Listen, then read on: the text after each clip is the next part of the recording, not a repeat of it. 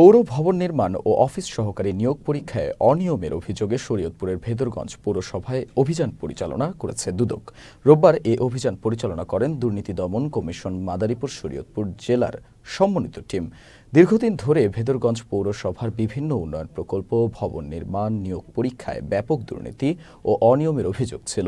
এসব অভিযোগের ভিত্তিতে দুদক মাদারীপুর শরীয়তপুর জেলা কার্যালয়ের উপসহকারী পরিচালক সাইদুর রহমান অপুর নেতৃত্বে ৫ সদস্যের একটি দল অভিযান পরিচালনা করে।